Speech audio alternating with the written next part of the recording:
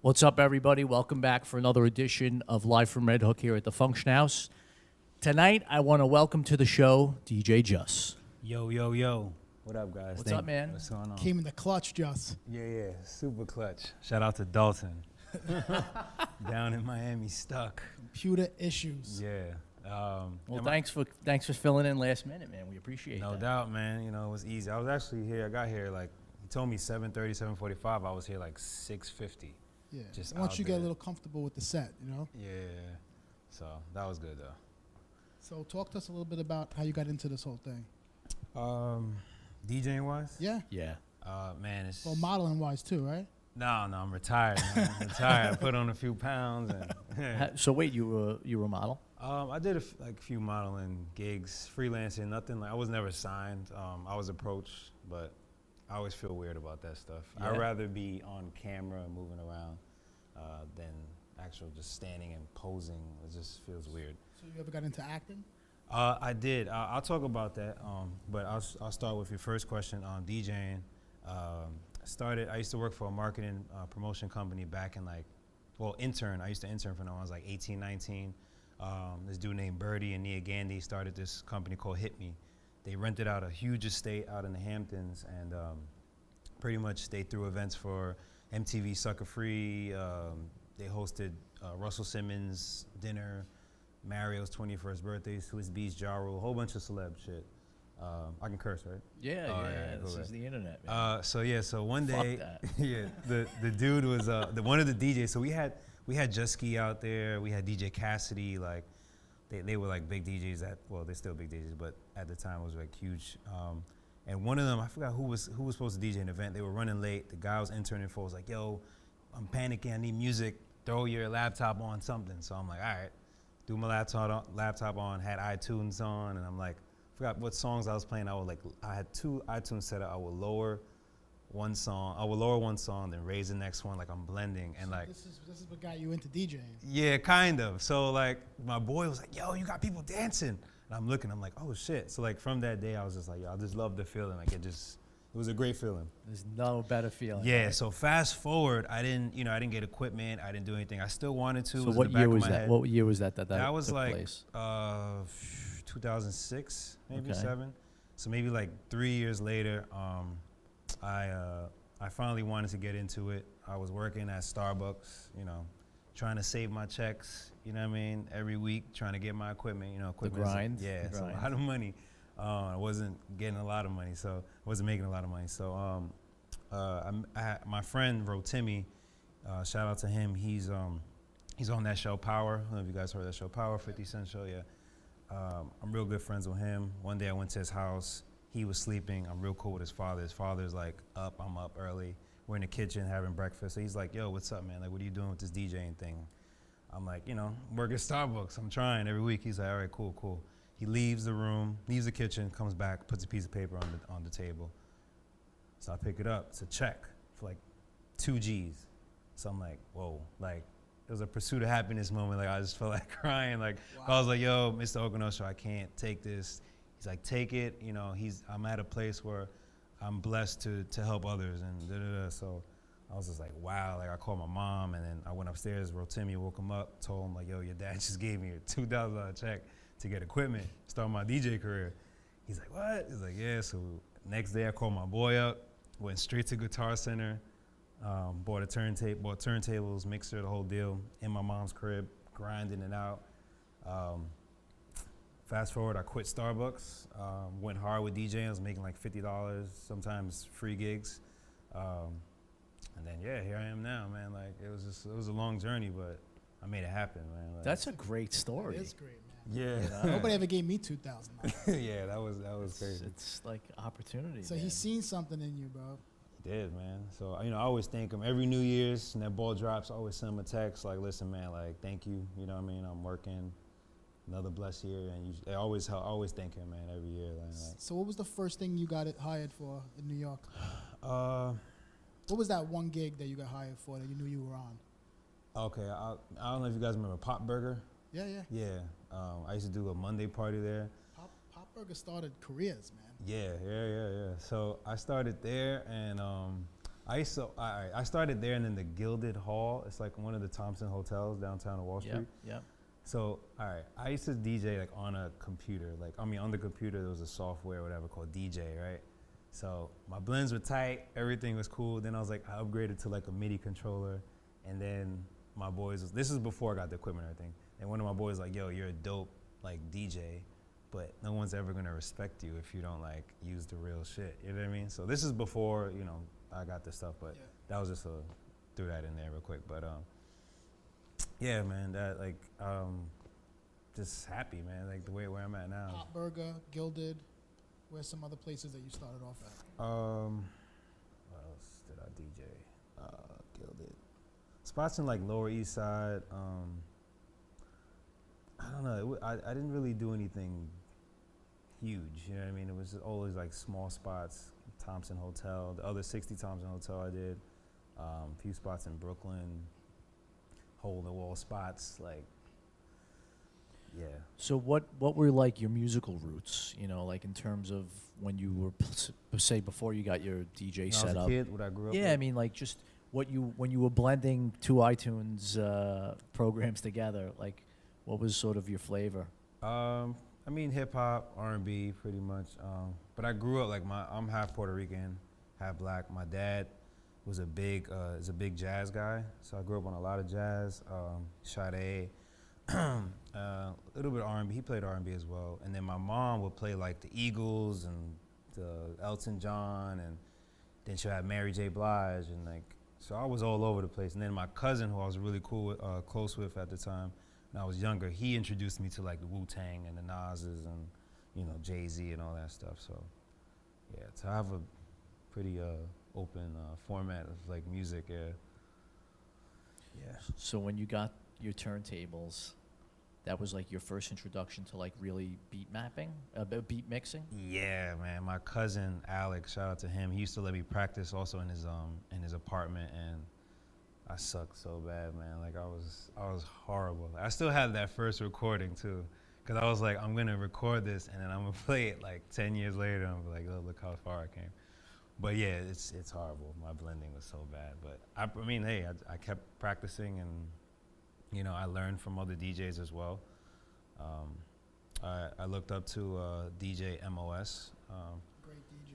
Yeah, I used to always follow his parties. He used to do the Baby I'm a Star party with his wife Kiss, DJ Kiss, at RDV, Spaco RDV. And I remember just being in the club and hearing him play like Stevie Wonder into like Jay-Z, and then he played Whitney Houston into like, you know, some hip hop song, whatever. Just the blending, and I just fell in love with his format. So He's prepared for every situation, that guy. yeah, man. So I was like, I looked up to him a lot, you know. And then I met Dalton, and then I looked up to Dalton. So Dalton and MOS were like my two mentors.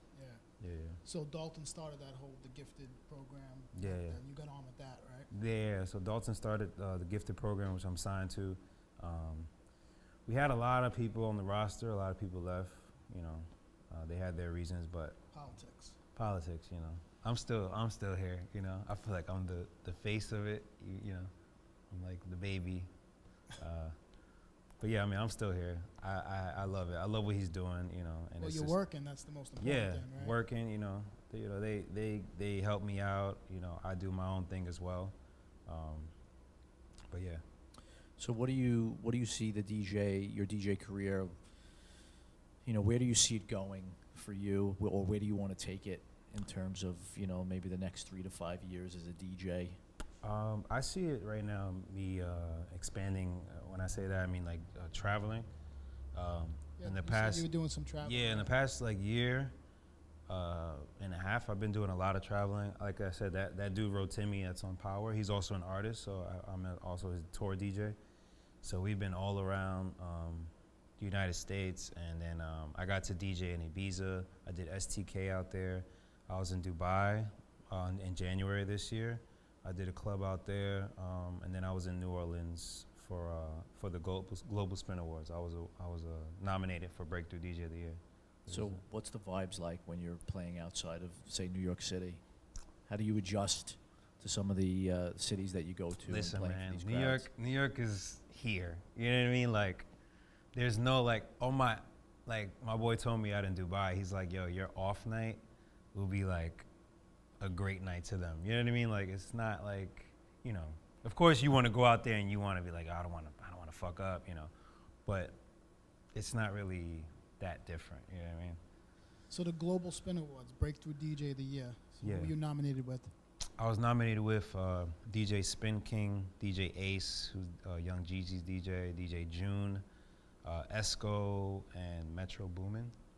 Yeah, and DJ Esco won Future's DJ, which is That's dope to be even nominated. yeah, Yeah, you know. man. I was in the crowd with Dalton. You know what I mean? I was drunk. Me and him were drunk as hell, so it was kind of numb. But I got to meet Dave Chappelle backstage.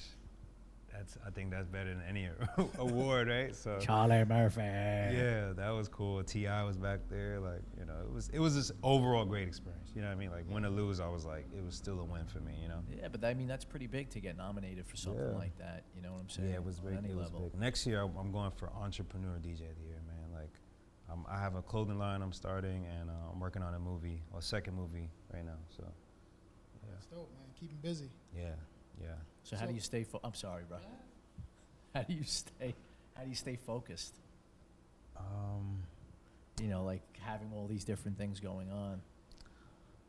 Mentally, man, it's not that hard, man. Like, I try to take care of myself. Like, I eat healthy, I work out, you know. Pilates. Pilates, yoga, hot yoga. No, I've done hot yoga though. No by the way. carbs.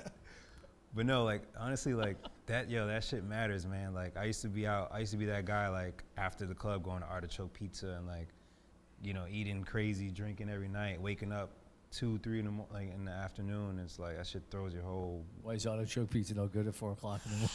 That's it. It's over for those days, man. Like, I'll do it once in a while, but like, yeah, man. That's how I stay focused, man. To be honest. So Yeah. how do you stay on top of all this music that's coming out? There's a ton of stuff coming out, remixes, all that. How do you stay on top of all of It's it? hard, man. It's hard. I think that's the hardest part about It is DJing because right it's now. like I go to the club and it's like, you know, there's a song comes out last week, right? And then I don't have the newest one, and then someone's like, hey, can you play, you know, the new one? I'm like, the new one? Like, it just came out today. Like, there aren't that many people that are like you in this club. You know what I mean? Like, you DJ a club, maybe 5% of them will know the new stuff. You know what I mean? Like, the other, like, 95% is still stuck on, like, stuff from last year. You know what I mean? It's like, I still play Trap Queen Fetty Wap, and it still is like it just came out. You know what I mean? Yeah. I get tired of it, but that just tells you, like, no one's really up on music like that. You know what I mean? So is it discouraging at sometimes, you know, at some of these parties that you have to play at where, you know, sometimes it becomes like a routine? Yeah, it is. It is. You know, so how you know, like I think that's very hard, you know, when, you know, it's hard sometimes to stay motivated in those situations because, you know, it's like it's so hard to do something new and fresh or break that record. Yeah, it is. You know, man. It so- is. Because so- that's our job. It's like to break records, but when we try, everyone's just like standing there and like, you know what I mean? But once you throw on Drake or Rihanna, it's like, all right. It's I don't know, man. It's just weird. So when I get like something like this, you know what I mean? It's like, you guys play anything. I'm like, all right, I'm playing whatever. You know what I mean? I don't have to stick to that format. You know what I mean? When I do a corporate event or a wedding or something like that, it's just a relief. You know what I mean? So I could play something different. I used to play, like, before I started, I just play all those bars and stuff like that. So I have that. I have that set. Like, that's the back of my hand. Like, But that gives you some good, like that puts in the time where it makes you versatile, right? yeah. Where you're playing like all these eclectic spots Mhm. in Manhattan, small spots where you can maybe venture off into different Yeah, avenues of for music. sure. Sometimes I do it in the club, man. I do it sometimes because, listen, I'm here like 4 times a month. Like, I can't not play the same thing. And like, Yeah. they know and they respect it. A lot of like the staff, the managers are like, you know, thank you for playing this, you know, Yeah. and, you know what I mean, switching it up a little bit, you know. Yeah. I used to like those hotel gigs. Yeah, You know, like the hotel lobby gigs. Yeah. Easy money, play whatever the hell you want. yeah. Those are great gigs, man. Those are great gigs. I call them like they're good like fillers. You know what I mean? Like Yep. if you're just doing big clubs all the time, it's just like after a while you get tired of it. What is your favorite club right now in New York? I get this question asked a lot, man. I DJ'd at Marquee. I like the Marquee. I like the vibe. I like the sound system, spacious. I recently DJ'd Lavo for the first time, and that was pretty cool. So those two. Before they closed, it was Number 8. I used to love that room, and that's where my career actually launched. From there, I did an after party for Source magazine. It was like their 20th anniversary, and it was me. I opened up obviously for Questlove, DJ Scratch, Irie from Miami. It's a whole bunch of big DJs, and then there was an after party upstairs. You guys know the rec room they have upstairs. So I did that with Scratch, and Scratch had to leave. So I pretty much had like the main set upstairs for the after party, and then like the manager was like, "Who are you? You know, we want you here on a regular." And from there, I just started. That was like my circuit, like my meatpacking circuit. Like, yeah. Let's go. What do you think about the quality of the DJ booths in the clubs that you play at? Oh, you know, man.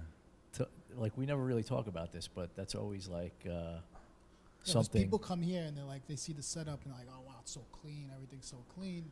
Yo, I mean, it puts the DJ at ease, man. When you walk in there and it's clean and it's not fucking, the fader is broken, you know, or, you know, all this gum and drinks, cups are still there from the night before, and the thing is sticky. Like, that's like, it's annoying, man, because Monitors don't work. That's that. got to be the worst when a monitor's out. Yeah, man. And then when it doesn't work, they take like months to fix it because it's like they feel like that's not like priority. You know what I mean? Like but it is. You know, because like the shitty sound system is gonna drive people out of the club, man. Like it's a lot. Man. Listen, man, the game's fucked up, man. The game's fucked. It's just fucked up, man. That's it. It's I can go on and on about this, man, but It's going to come back though. Yeah. keep It's in a weird state right now, but it's coming back. super weird, man. Yeah, I just think the younger generations are just being educated different, and they're coming up in a different time. I mean, everybody's got to adapt, right? I think that just in general, everybody's attention span is becoming shorter and shorter. Yes. Not just in music, it's just on every level. Everybody wants everything instantly, Yeah. and they can't take things in long moderation, right? Like you order something from Amazon, you want it the next day. You want an Amazon You know, Prime. it's just like everything's got to be instant, and I feel that with music, I think that the technology, you know, obviously Serato's been great for everybody, Tractor's been great for everybody, but because of the fact that you're able to switch music so instantaneously, whereas before when you were playing vinyl, you know, it did take some time to change the record, and you know, things weren't as fast. And I think that now people are just playing so much music, and it's reducing everybody's attention span. So you can't even play a song for long in some of these more mainstream clubs that are out there. It has to. It really has to be like in and out, especially if they're like old hits. Yeah, You pretty one much verse. play the verse, or you just play the chorus. I mean the hook, or you cue. Like I have it like cued on like the best verses, I guess, in that song. You know what I mean? Like if Lil Wayne, Drake, Jay, or whoever is on one song, and It's all queued let's say Lil Wayne had the best verse of the whole song, everybody knows that verse, I cue that. You know what I mean? Like shit like that. But yeah, it's fast, man. What about music preparation, though? Like finding those parts in the songs. Like, how much time do you spend going through your music and prepping your music cues and stuff like that? Do you spend a lot of time doing that? Yeah, I take time doing that. Like during the day, I'll take a day out and do that. It's not a lot. It's just, I mean, when you download a lot of music at one time, it is a lot. You got to cue everything and analyze everything. But In any record pools? yeah, I use DJ City, and which is a very good record pool. Direct Music Service, and DigiWax I use as well. Yeah. Yeah, there's so many now, right? Yeah, there's so many, but I mean, Still on Franchise. I think Yeah. Franchise is great. you Franchise use is pretty franchise? good. Okay, yeah, I know franchise. Yeah, my roommate, he DJs, he uses franchise as well. Yeah. So did you prepare something for us? Uh, Put a little folder together? kind of, sort of. You were kind of short notice. Yeah, I'm just gonna freestyle pretty much. I mean, I'm good for the first maybe 5-6 songs. Yeah. But other than that, I'm just gonna play like whatever But comes to the head. I think if you talk to anybody that's been on the show, they sort of get caught up in the moment, and they, you know, because it's always hard to play for an empty room, right? Yeah, sometimes, yeah. You know, or sometimes it's good, like opening up, like you could just sort of get moved. But people sort of get caught up in the moment here, and they don't even realize, and then they just go off on a tangent, you know. So, you know. Yeah. All right, well, we're looking forward to it, and thank you for coming down. No doubt. All right, we're going to take a 2-minute break. We're going to get Juss up on the turntables. Cool. So that's it? The interview is done? Peace.